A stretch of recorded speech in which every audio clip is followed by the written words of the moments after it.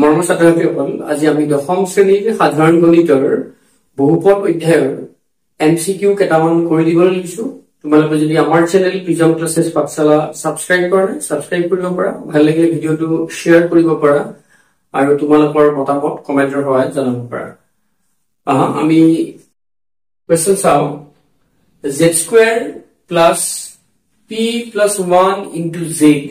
plus q দীঘাত বহুপদটোৰ শূন্য দুটা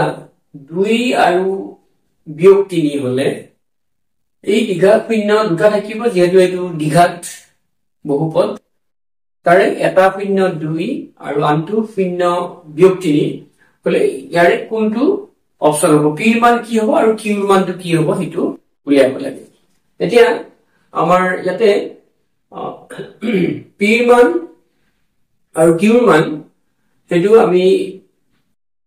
কি হ'ব, ইয়াতে দীঘাত বহুপদৰ ইয়াতে a ৰ মানটো কি, a বুলি কলে সেইটো 1, b বুলি কলে সেইটো কিমান p plus 1 আৰু c বুলি কলে ইয়াতে q হ'ব। গতিকে আমি জানো দীঘাত বহুপদৰ শূন্য দুটাৰ যোগফল মানে কি হ'ব, minus b by a মানে minus b by a, minus b মানে p plus 1, b মানে এইটো minus p plus 1, a মানে 1, গতিকে এইটো হ'ব minus p minus 1 b by a। গতিকে শূন্য দুটাৰ কি যোগফল, গতিকে শূন্য ইয়াতে কি আছে যোগফল 2 যোগ বিয়োগ 3 এইটো আছে, গতিকে এইটো কি হ'ব minus p minus 1 মানে 2 minus 3 মানে এইটো কি হ'ব minus 1। এইটো যদি আমি এইটো দেখি নিশ্চয় বুজি পাইছা, শূন্য দুটাৰ যোগফল এইটো আৰু আমাৰ হেৰি মতে এইটো পালো। গতিকে minus p minus 1 এইটো minus of ইফালে গলে কিমান হ'ব, minus 1 টো ইফালে গলে plus 1 হ'ব, গতিকে এইটো 0 মানে p equal to আমি কিমান পালো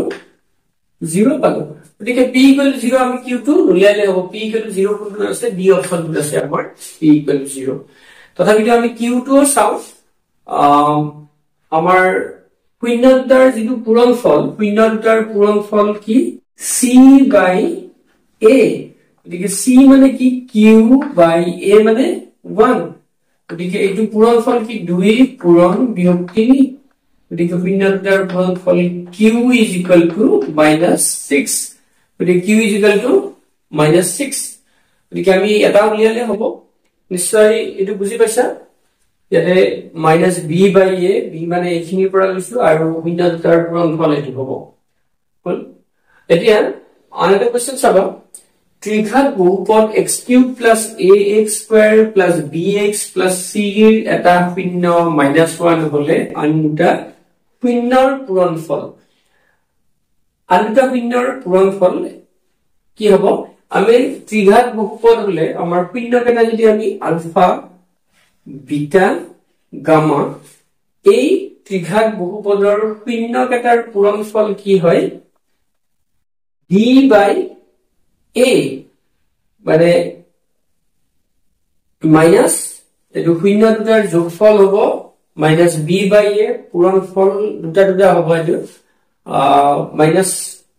c by a আৰু এইটো d by a। d মানে ইয়াতে d মানে c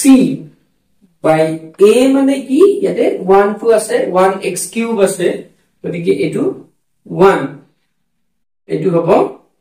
minus d by a, এইটো হ'ব। গতিকে আলফা বিটা গামা তিনটাৰ হ'ল -c। এতিয়া কি কোৱা হৈছে, ইয়াতে এটা শূন্য -1, আমি যিকোনো এটা শূন্য -1 বহুৱালো,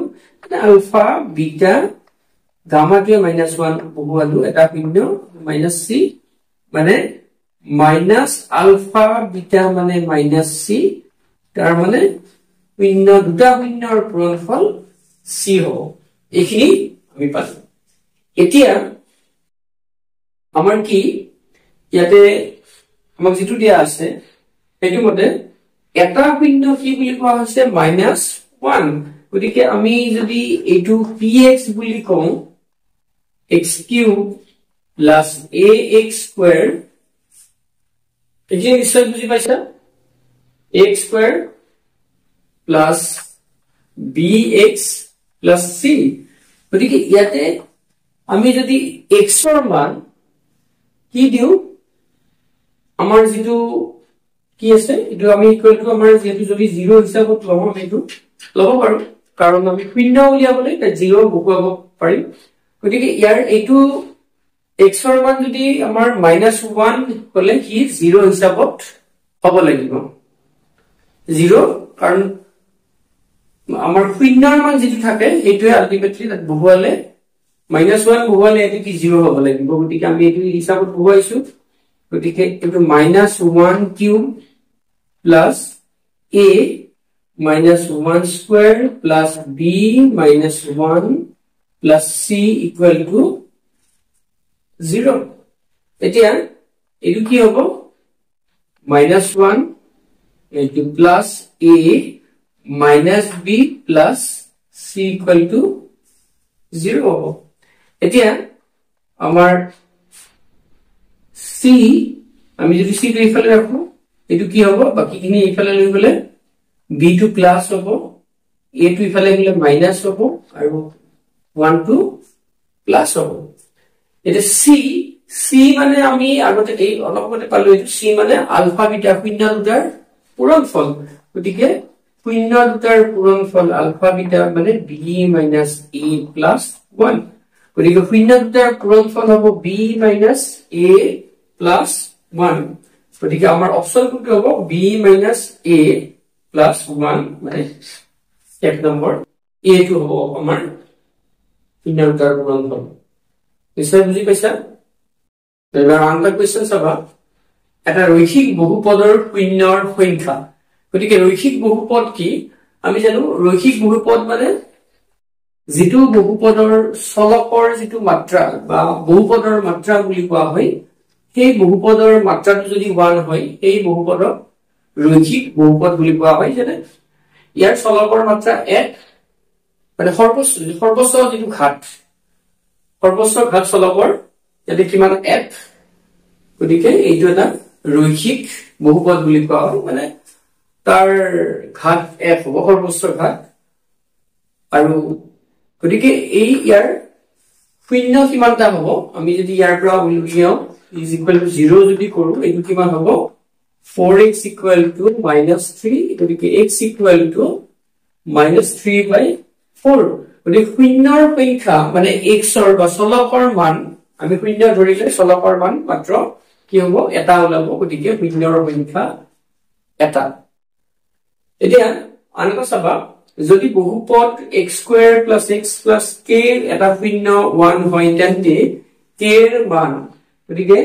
ইয়াৰে যদি আমি বহুপদটোৰ আমি যদি বহুপদটো px বুলি ধৰো x² + x + k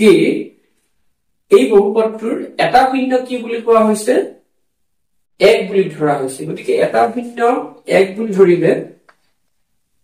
আমি বহুপদটোৰ শূন্যটোৰ আমাৰ কি বুলি ক'ব পাৰো px যদি এটো আমি ধৰো x² +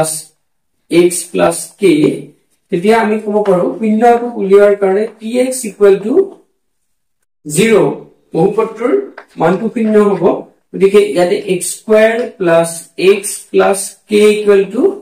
0 ধৰি এতিয়া আমাৰ শূন্যটো দিয়া আছে কি 1 বুলি দিয়া আছে গতিকে আমি x ৰ ঠাইত 1 বহুৱাম 1² + 1 + k = 0 গতিকে এটো কিমান হ'ব 1² + 1 2 + k = 0 গতিকে k টো কিমান হ'ব 2 টো ইফালে লৈ গলে k = -2 হ'ব গতিকে k এর মানটো কিমান হ'ব -2 হ'ব গতিকে এটা শূন্য দিয়া থাকিলে আমি সেই শূন্য মানে আমি চলকৰ মান আমি শূন্য বুলি যিটো মান দিয়া থাকিব সেই মানটো বহুৱাম is equal to 0 কৰি এটা ইকুৱেশ্যন পাম সমীকৰণ পাম তাৰ পৰা আমি কি উলিয়াইছো k মান বা কেতিয়াবা এটো বেলেগ মান দিব পাৰে বেলেগও দিব পাৰে এটাৰ মানটো a b বুলিও লিখিব পাৰে তাৰ মানটো উলিয়াম নিশ্চয় বুজি পাইছা উপৰৰ আমি কেইটামান কোৱেশ্চন আলোচনা কৰিলো আজিলৈ আমি ইমানতে সামৰিছো ধন্যবাদ